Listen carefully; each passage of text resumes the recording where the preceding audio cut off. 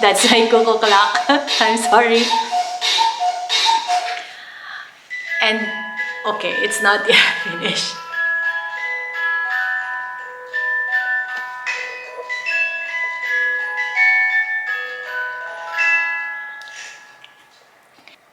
Heart-shaped leaf. So, it is actually a very good gift for any of your loved ones, your mother, your wife, your sister, whoever, because when it grows a lot of leaves, then you give a lot of hearts. Ha, corny, pero it's really beautiful, and I would recommend this for people who really want beautiful foliage. Hello, Ka-promdi! Hello! Welcome back to my channel, and thank you so much for being with me today. If you are new here, let me introduce myself. I'm Rosel, aka from the abroad, and I am your Pinay expat here in the Netherlands. So I share videos related to our unique experiences abroad, and I hope from them you can learn some tips and tricks, and some of them you can be inspired about living your life, even if you are in the Philippines or also in other countries. During the pandemic, there's a lot of hobbies that pop out.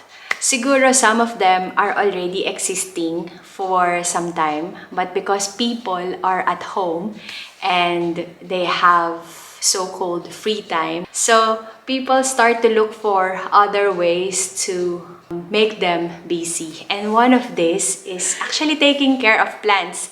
And shout out to my sisters, Maria Fe Valeroso and Maria Cristina Baladad, because both of them actually are the ones who boodled me. So now I have quite a lot of plants, and to tell you honestly, it is also not easy and not cheap to maintain them at home. And so for now, what I will do is repot my two very beautiful and only alocasia in my home.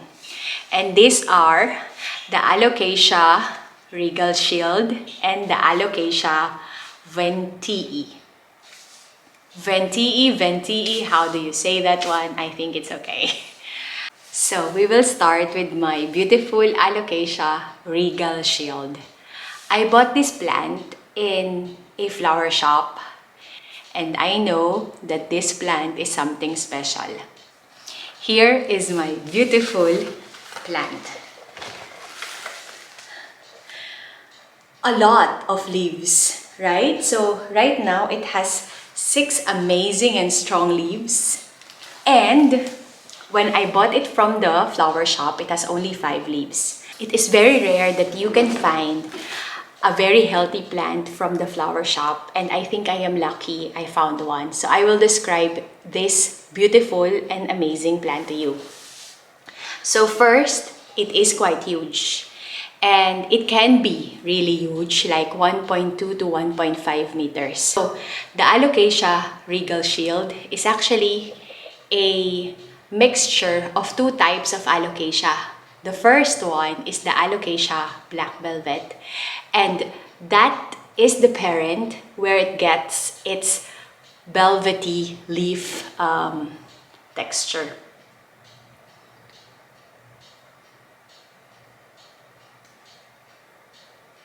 It cannot fit into the screen of the camera. That's why I need to zoom it in so you can also experience how beautiful it is.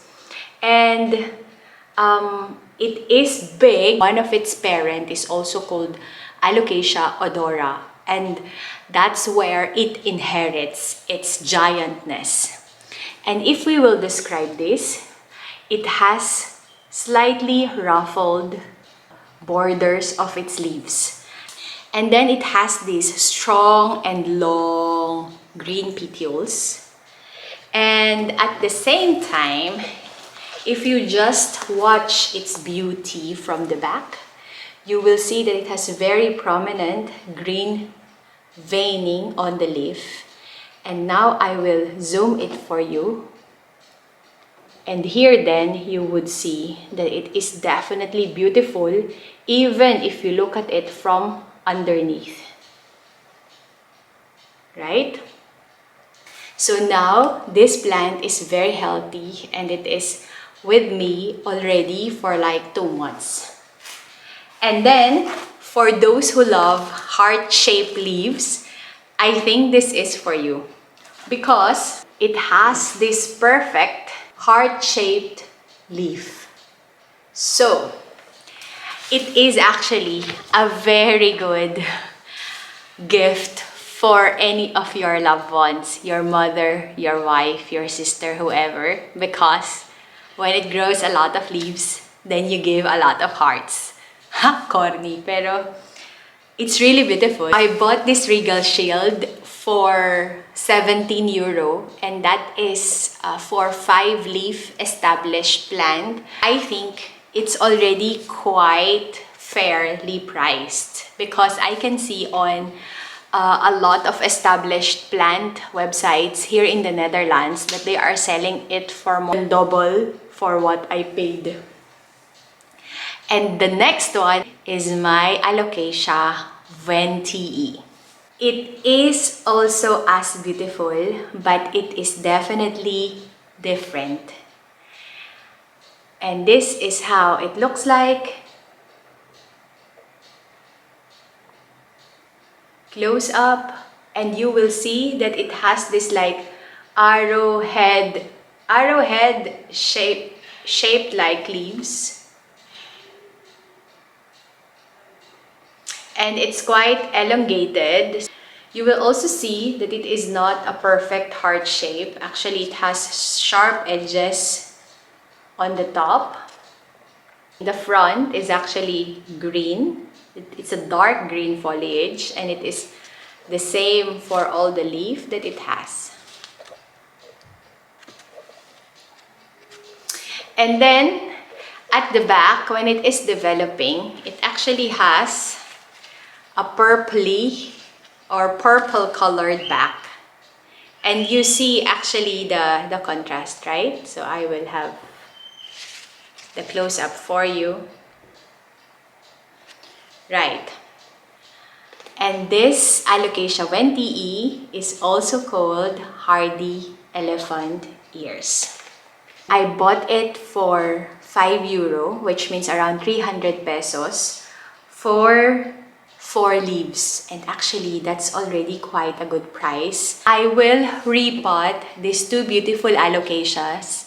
I bought this self-watering pot from the brand called Elho. And this is a 30 centimeter self-watering pot. It has the same concept, but it only comes with this insert, and this is around 10 euro. So it's already like 600 pesos. And then I also need to have, of course, the pot that I need to put that insert, and this is around 20 euro. So the combination will cost around 30 euro. And for the 2 plants, I would use this special aroid mixture. And when it comes to what's inside of it, it has bark, it has perlite, it has cocos, it has pumice, zeolite, clay, I need to check, clay pebbles, and it also has activated charcoal. So I think this would be a very good substrate.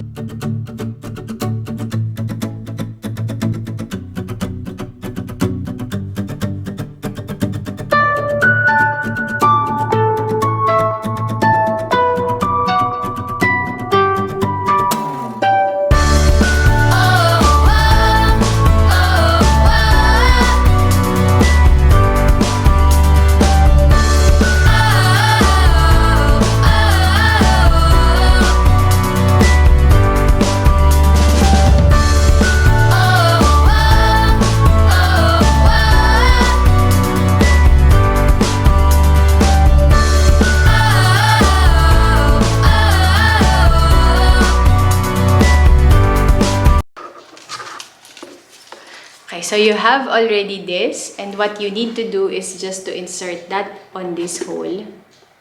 And that's what we will do now. So it should look like this.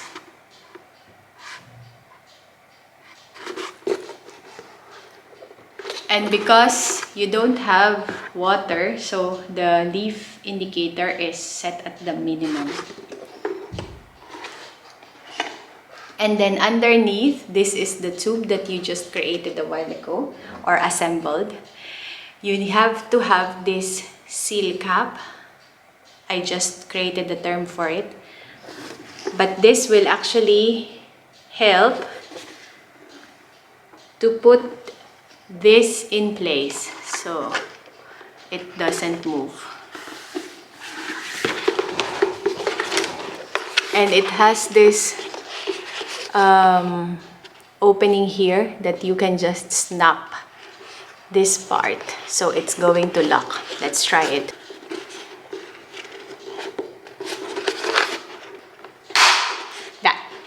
That's the sound you want, and this would be locked. And that's how you actually prepare your self-watering insert. And it's just so easy. You put this mama inside of this, and that's it. Of course, you need to put the substrate here and then repot the plants. And that's what I am going to do now. So let's start to repot. And I have already some leftover of the aroid mixture before in this pot.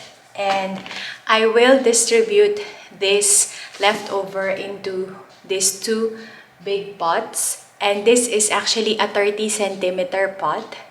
And if you buy an Elho self-watering insert, there is a very specific Elho pot that this insert can fit in.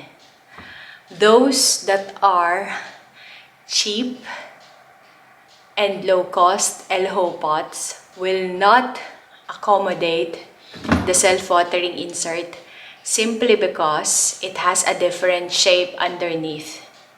I had a mistake twice. So if you are in doubt, bring your self-watering insert in the shop and test it in different pots.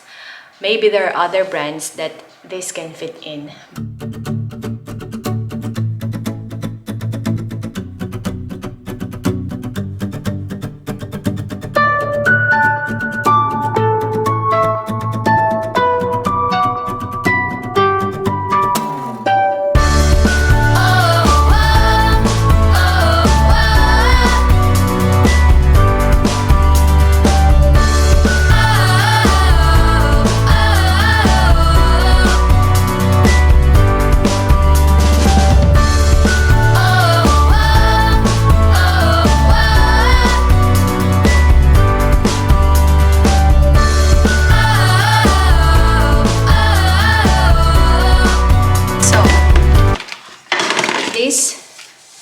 Alocasia is already repotted, and later we will water it together. So I'll just set this aside, and it's actually very nice and properly centered.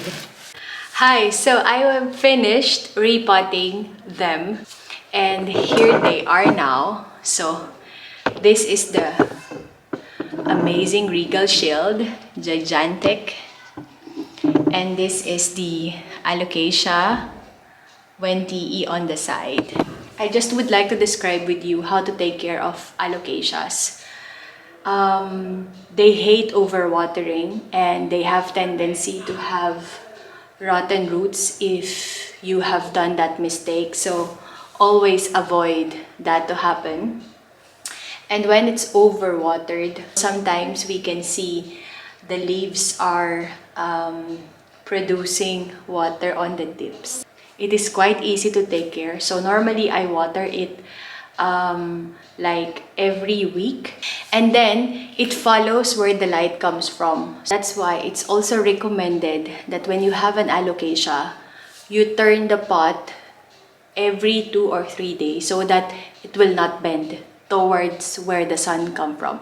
In our case, Our son comes from the left, and she is actually on this side, and then it's moving towards the left side. The leaf is facing it, and it's the same on our Alocasia Wentii. So it is recommended to rotate, so the leaves will actually be always centered, if you know what I mean. And do not overexpose it to the sun because it will be burned. It is always hungry when it comes to the nutrients. So basically, it's important that you buy good quality compost at some point in time, like every 6 weeks, you put and incorporate some of it into your substrate. And I think that's all. So I hope you guys enjoy this Alocasia repotting into a self-watering pot, and I hope you learned something from it.